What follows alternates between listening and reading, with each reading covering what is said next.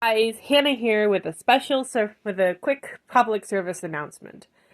I learned recently that they're going to start disallowing the teaching of kids of how to read analog clocks, and the thought alone kind of saddened and terrified me. So today I decided what the heck, I would make my own, not only make show you how to make your own clock, which I already did ahead of time because why not? And how you too can learn how to tell the time. For clarity, I'm showing you how to make your own display clock, kind of like how you can also demonstrate it to others how to read an analog clock and not how to actually, build a clock, because that's an engineering nightmare that I don't even think about right now. But here goes nothing. What we have here down, I made this clock face out of some construction paper, and I drew on all the numbers. You should probably do the same. I'll give you a moment. I cut the sides off, and I used them to make these cute little minute and hour hands. It would probably behoove you to make them a bit more even than mine.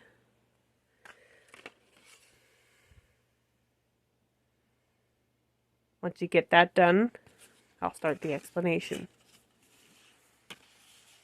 Okay, so you have your hour, which is how you tell the hour. Pretty straightforward. When it's directly pointing at the number, it tells you directly what time it is. 12 o'clock, 1 o'clock, 2 o'clock, 3 o'clock, 4 o'clock, and so on. But did you know it can also tell you what hour it is even when it's not pointing directly at the numbers? Like, for example, here it's still 12 o'clock. And over here it's still 10 o'clock. My clock face is a little all over the place because my circle was uneven, but you get the picture. Here is your minute hand. Now, the minute hand is kind of funny because it doesn't function the same way as the hour clock. Well, the hour clock pointing directly at the number is that number as the hour. The minute hand works a little bit differently. When it's pointing at a number, it's that number times 5. So 1 times 5 is 5. And in this orientation, it's 6:05, just about. Out in this orientation, it's 5:11. But did you notice I put all these little lines between those numbers? Those aren't random squiggles. Those are actually the numbers between numbers. So all these lines over here represent the numbers between 10 and 15. 11, 12, 13, 14, 15. You see?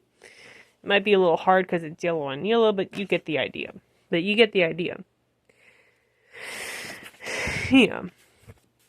Yeah, but you don't, and on the other side, but then 55, but then you come to 55.